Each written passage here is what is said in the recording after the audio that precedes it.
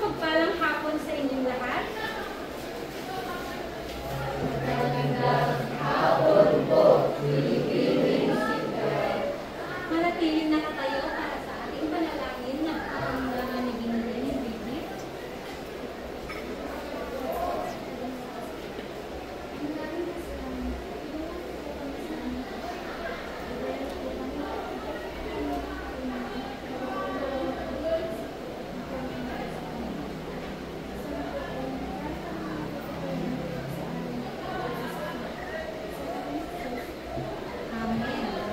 Bago kayo po, pakiayos mo ng iyong mga upuan at pagpunin na rin ang mga kalat.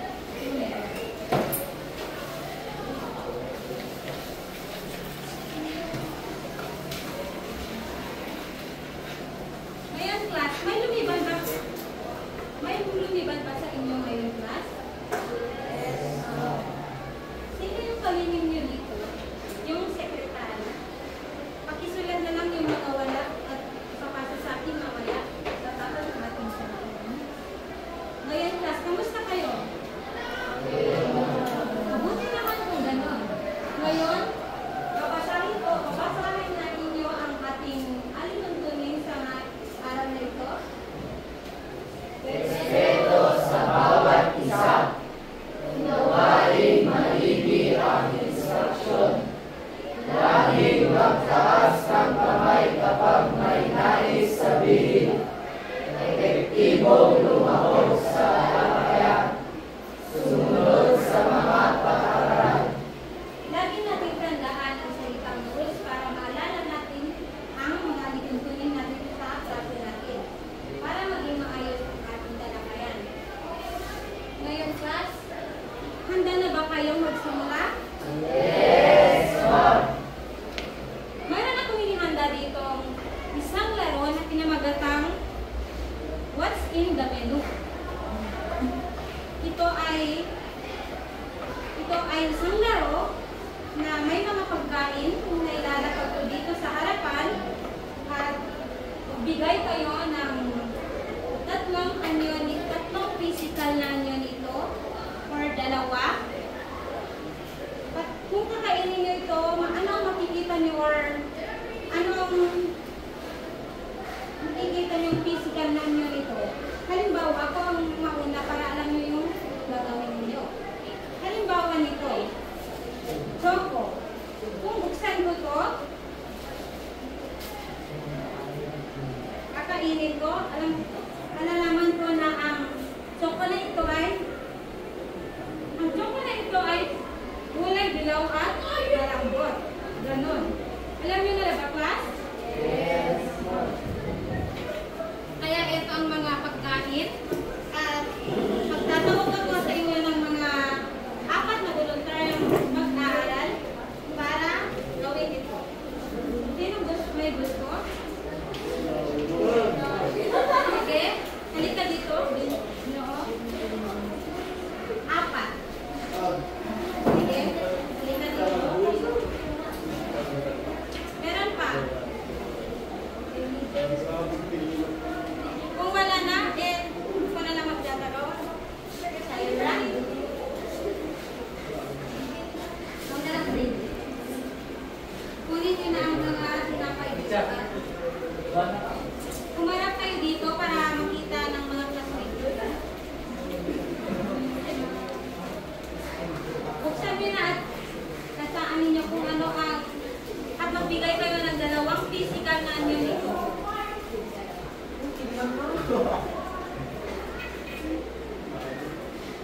Ano ba ang physical na anyo na kinain mo? Matamis at matatanggal. Bigyan natin siya ng palakpak.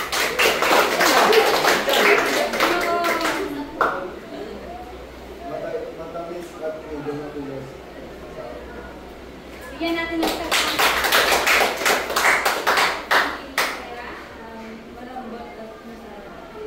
Tama? Hindi pinag-ibig?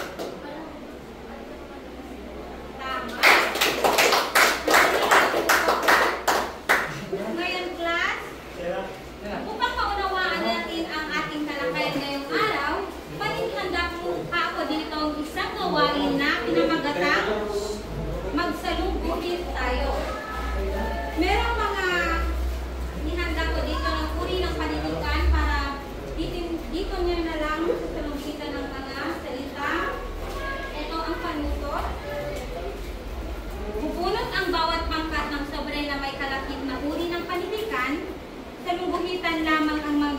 na salitang naglalarawan o nagbibigay turing sa pangalan o panghalip at ibahagi sa harapan ang ginawang aktibidad. Bibigyan ko lamang kayo ng 5 minuto. Yung mga, di ba may grupo na kayo? Puntahan nyo lang yung mga kagrupo para gawin ito.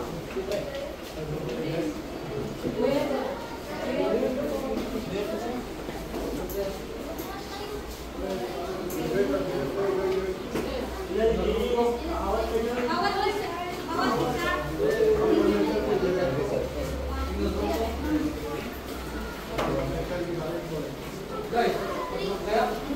Sino yung pala pa? Group 3 and meron pa isa.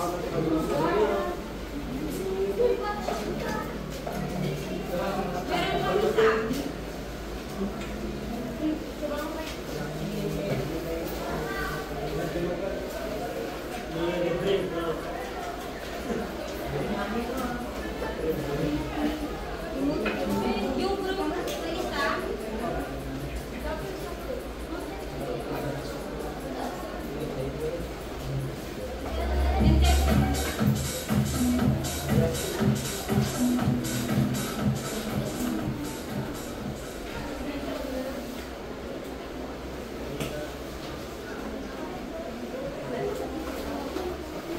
Meron na lamang kayong 4 na minuto. Sasalubuhitan niyo lamang yung mga ginamit na mga salitang naglalarawan dyan sa mga naibigay ko sa inyo na hula, talumpati, linang pangkaibigan.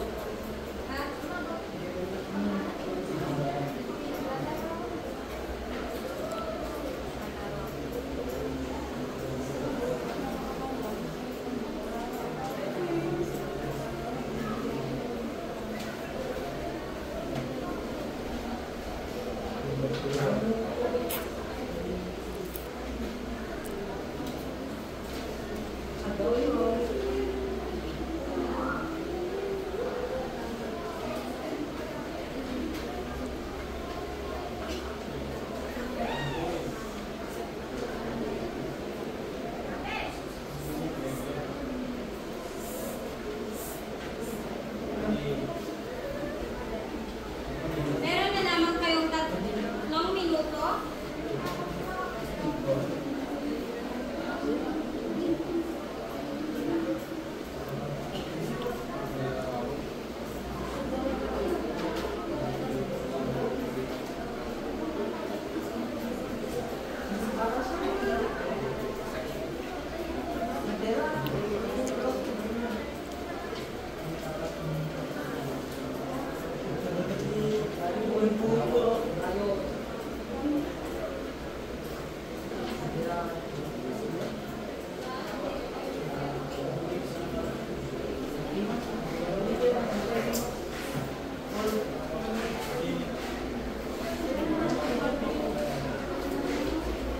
Meron na lamang kayong 1 minuto.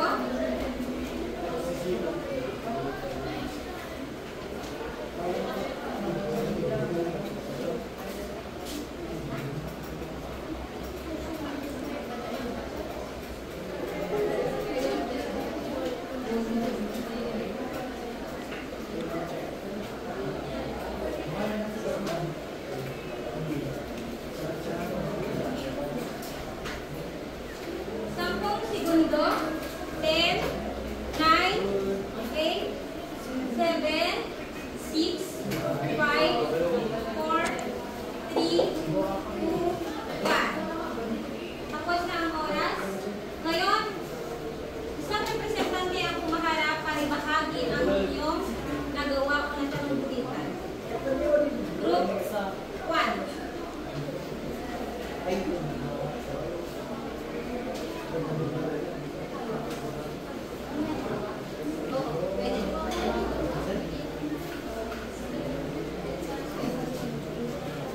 Kahit huwag mo na lang, basahin na lang at sabihin mo na lang yung mga salita.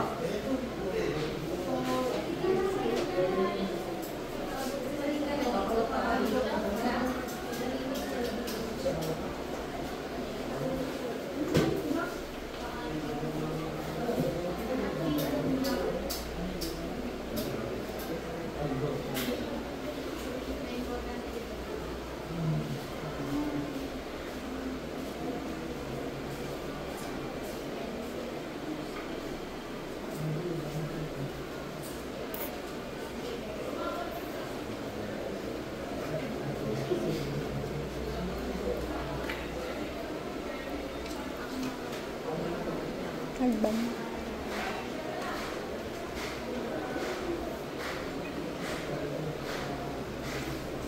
Sige, anak. Ang mga ating mga silang diligan kailangan mabuti, maayos, magaling, masaya, makakatawang, napakasarap, masigla, tapat, mahiyahin, malamig, masigla, matatag, masaya, kanilang, kauspuso. Tungkol saan kaya ito? Anong uri ang haligi?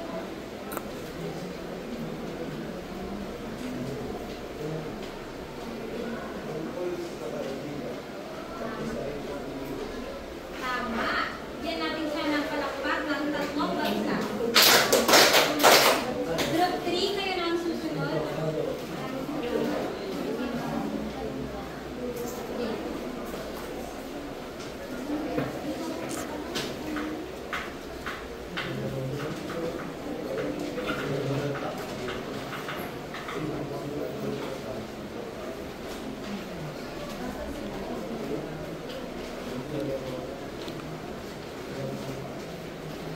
Narito ang ating mga sinalugbitan ng mga salita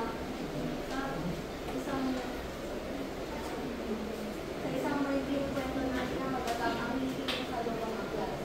Maulan, madilim, bukas, malikot, malutong at dilaw, mapagmahal, malalim, tapat, kakaibang tungkol, paghanga, at kahilin. Ano kaya ang mensahe ng ang bigyan sa lumang at labing? Dapat natin sa mga lulubaw. Tama. Bigyan natin sila ng palakpak. Ang panghuli, or? Sige na. Kasi may oras. One.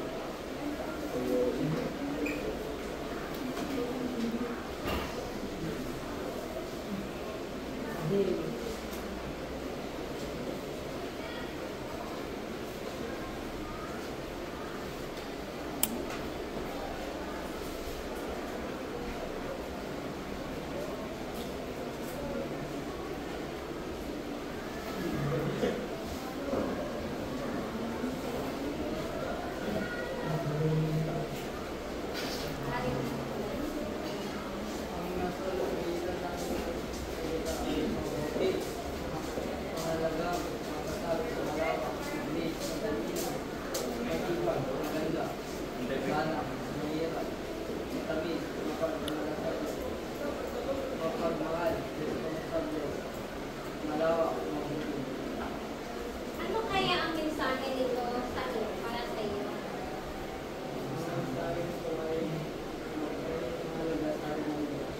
Tama.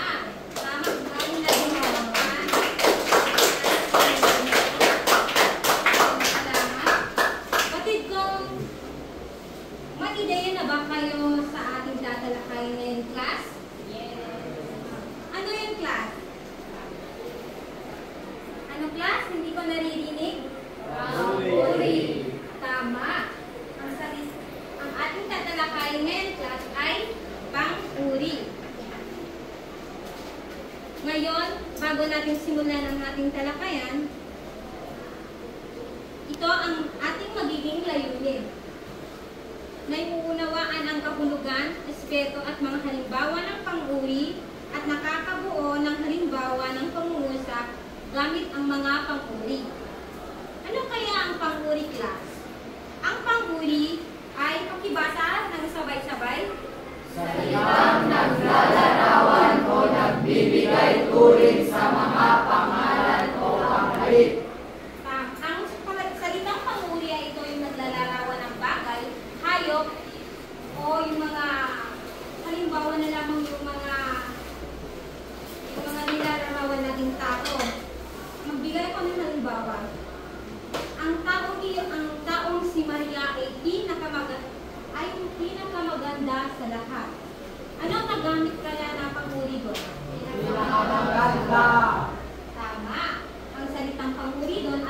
pagkamaganda. Ang panguri ito ay mahalaga dahil ito yung ginagamit nating paglalarawan sa tao o bagay. Ito ay may dalawang uri. Ito ay may dalawang uri na pinatawag nating panlarawan. Pakibasa ang panlarawan, binibini siyan. Naglalarawan sa kulay, lasa, katangian, ano, tubis, at lapi. Tama, ang panlarawan ay ito yung naglalarawan sa kulay. Laging nilalarawan ng panguling panlarawan ng mga kulay, lasa, katangian, anyo, tubis, at lapi. Halimbawa ko ang damit kong ito ay kulay dilaw.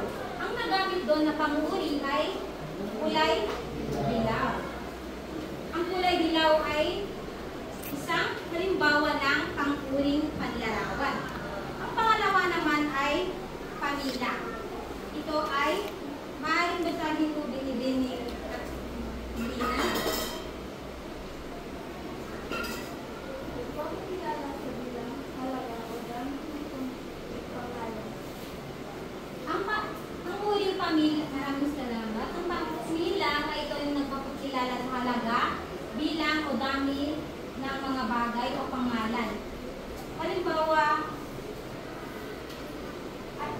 at dati circle nga kankanit ribag ko kasjay. Halimbawa magbigay pa ako ng halimbawa. Ang dami-dami kong pagkain dito sa aking ka. Asan doon yung nagamit na pang-uri? Tama. Maaari bang magbigay ka ng isang halimbawa? Ginoong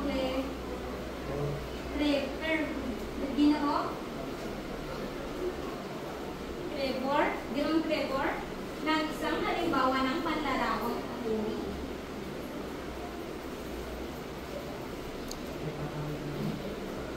Itong panlarawan. Pwede din dun sa pamilyang komisyon. Tama. Ang nagamit na pang-uri doon ay ang bilang. Tama, karapakan natin si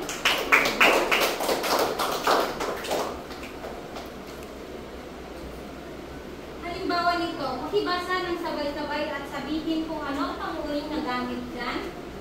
Ang masilayan mong buo at masaya ang pamilya ay isang magandang tanawin. Asan kaya ang nagamit na pang-uri dito? Masaya at maganda. Tama. Ang nagamit dyan ay saya at magandang, isang maganda. Ito class.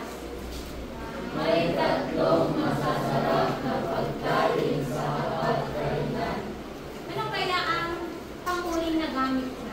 Tatlo masasarap. Ano kaya ang uri ng pang-uri ang nagamit yan sa tatlo? Paglalarawan at pagpili. Yung ito lang, yung tatlo lang. Pamilya. Tama. Ang nagamit din na pang-uri ay pamilang yung tatlo. Ngayon class, dadako na tayo sa antas ng pang-uri. Ito ay may tatlong antas. Una, ang lantay. Pakibasa na sabay-sabay. Malarawan gamit ang pangalan o panghalit. Ito yung naglalarawan ng isa. Isang pangalan gaya ng ako ay masaya. Yung isa lang yung nilalarawan niya.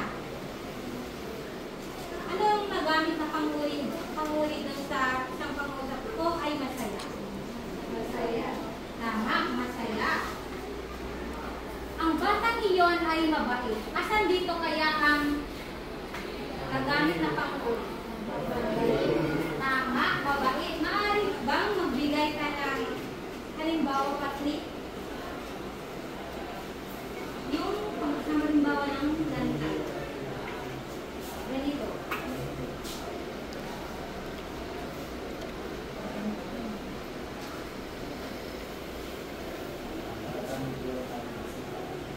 Tama.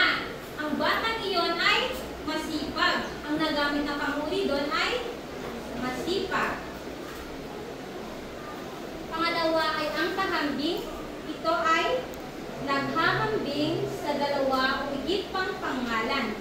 Ito yung kailangan mong may ihambing na tao or bagay. Yung dalawa o mas marami pang ihahambing mo. Halimbawa nito ay si Kate ay mas maliit kaysa sa akin. Anong nagamit na panguri doon? Tama. Ang nagamit na panguri doon ay mas maliit. Pakibasa? Mas mabilis tumakbo si Marco kaysa kay Juan. Ano kaya ang nagamit na panguri doon? Mas mabilis. Tama. Maaari bang magbigay ka ng isang halimbawa ng pakambing ng Ginoong Editor? Aling isa lang.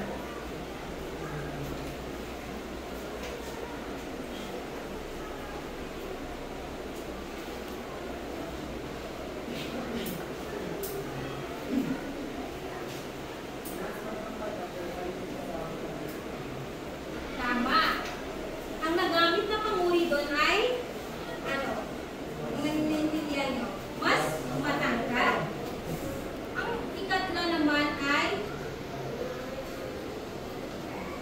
yun. Ano-ano nga ba yung mga tatlong antas ng panguri?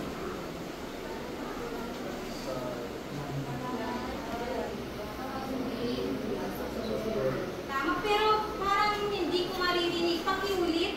Bantay, mahambing, masukdol. Tama.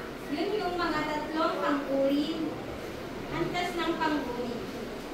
Naiintindihan niyo na ba ang ating tinalakay, class? Yes, ma'am. Buti naman kung gano'n. Kaya mayroon akong inihandang gawain dito para gawin ninyo kung naiintindihan niyo na talaga ang ating tinalakay. Narito ang panuto, bubunot ang bawat representante ng isang uri ng datos ng suliraning panlipunan sa Apayao pagkatapos tala sa Manila paper at tatlong interpretasyon ang ibahag at ibahagi sa harapan.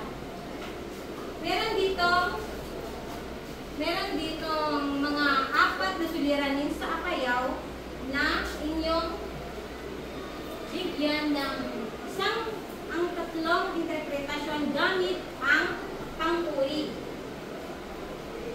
Yung mga grupo nyo, nasaan na? Ang grupo nyo. Gamitin nyo na ang panguri dito sa pag-interpret dito sa mga suliranin sa Apayao. Group 1. Group 2.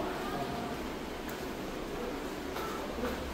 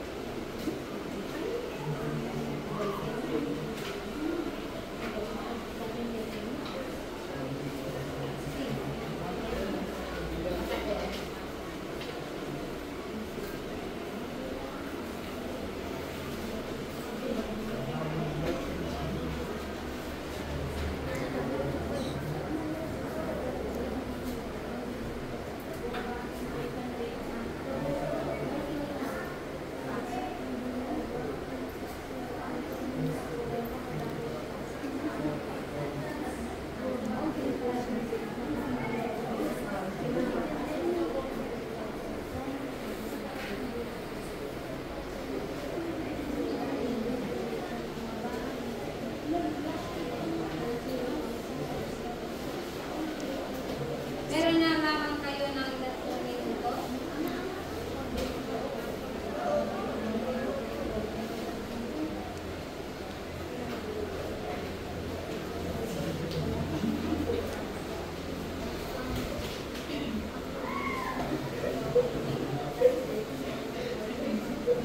Pwede. Bilang.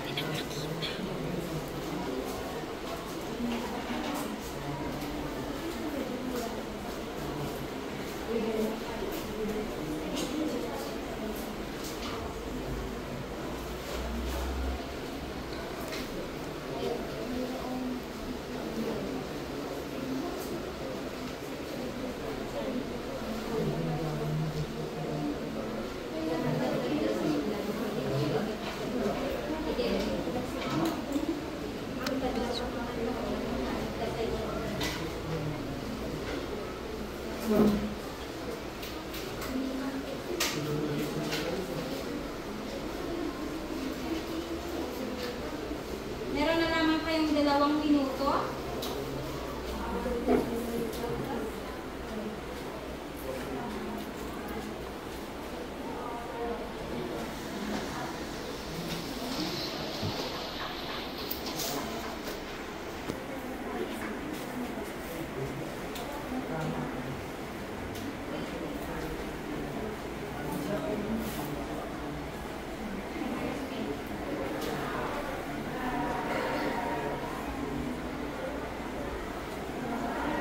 Meron na lamang kayo ng 1 minuto.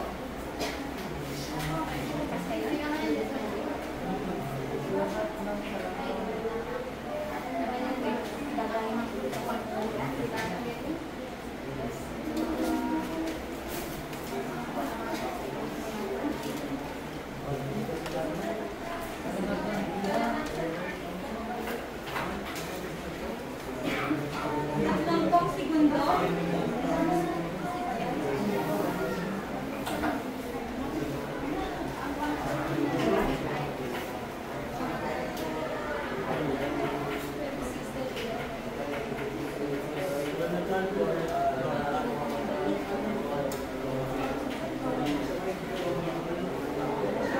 Dalawampung segundo.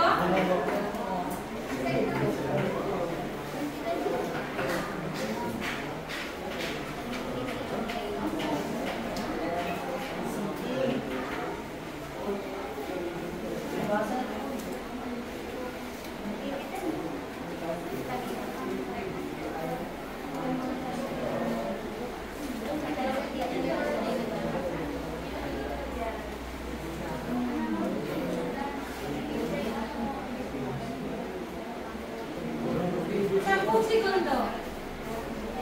10, 9, 8, 7, 6, 5, 4, 3, 2,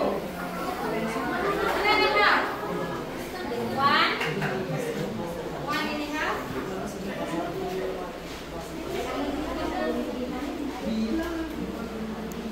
1 time. Sino ang representante ng bawat grupo? Yun ang JF. Ang mauuna ay yung group 3. Group 3.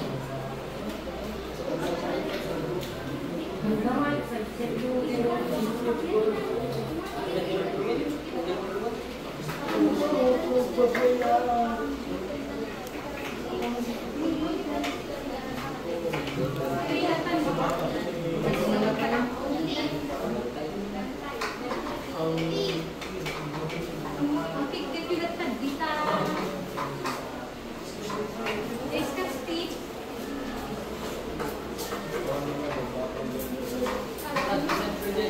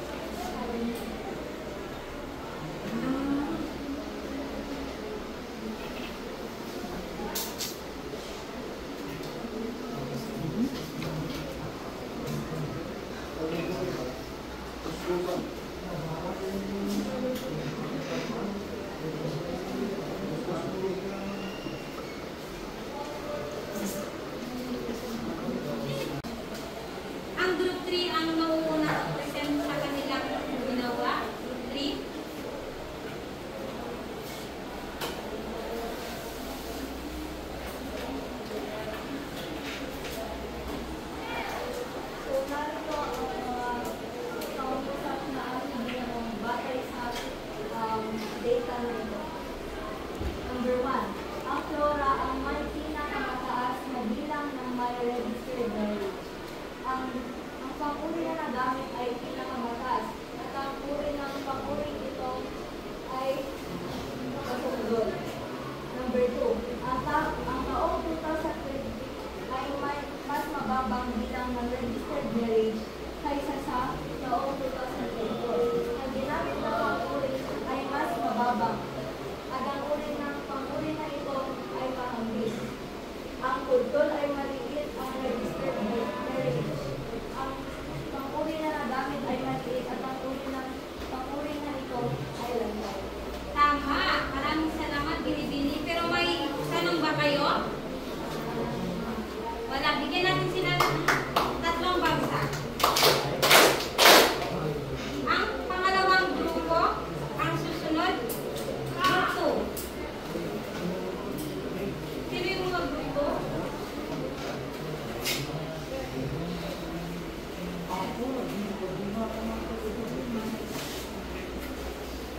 Tapos, sa inyo lahat, ang bayan ng Luna ang pinakamadaming kaso ng DH sa Amerika.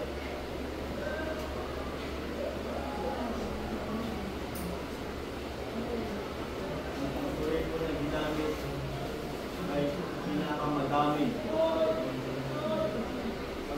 Ang probinsya ng Apayao ay mayroon mahigit na 1,150 na bilang ng pinanganak na sanggol. Ang pang-uri na ginamit ay mahigit. Ang bayan ng Flora at Santa Marcela ang pinakamaliit na bilang ng mga pinanganak. Ang pang-uri na ginamit ay pinakamaliit. Maraming salamat, Binuwa. Meron ba kayong tanong? Huwag ko po ng alis. Baka meron silang tanong. Meron ba kayong tanong? Wala na daw. Maaari ka nang maupo. Lapakan natin sila. Ang sumunod ay ang group 1.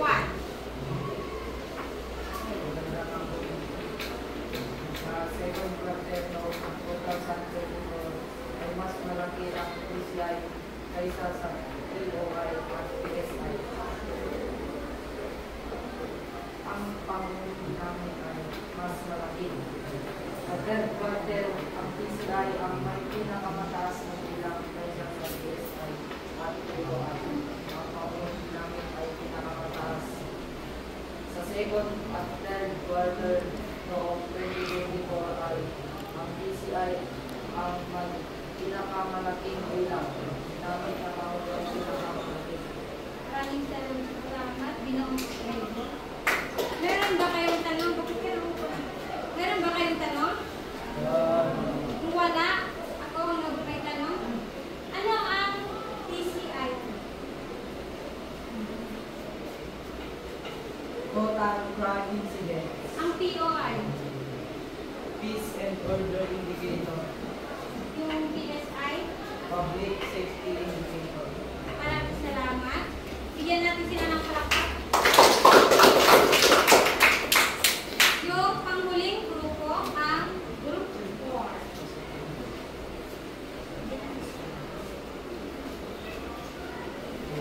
Words. Magandang hapon sa inyong lahat. Una, bumaba ang inflation rate na kakayab na 0.6%. Dalawa, ang uri na ginamit ay bumaba.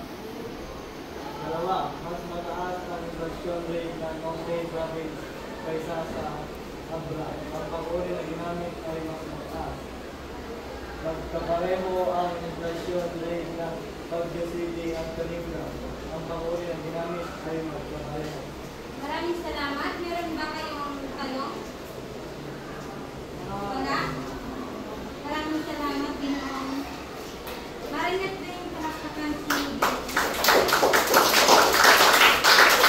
at ito ang nawa ng nila talaga ang ating tinalakay kanina.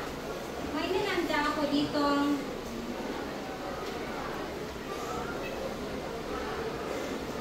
gawain na pinamagatang bumuo ka.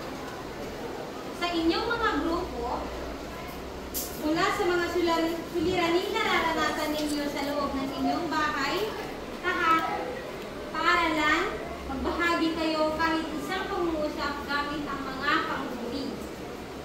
Halimbawa, ang mga nararanasan ninyo dito sa school or sa paaralan, maaari bang magbigay kayo or gumawa kayo ng pangungusap kahit isa lang? Per group.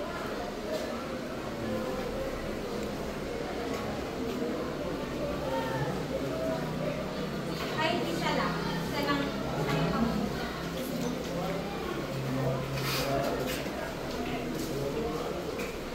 Meron lamang kayo ng isang minuto.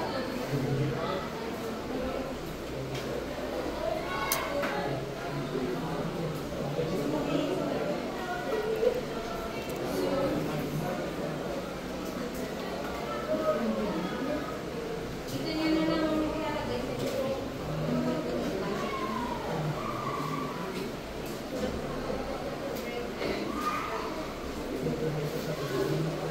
Malikod na.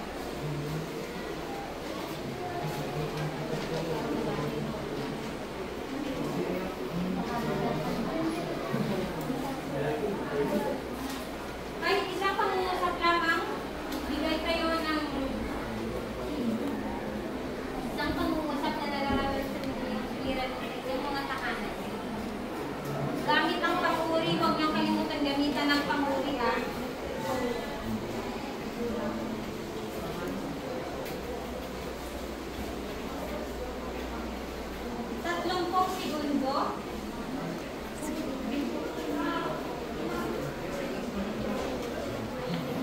30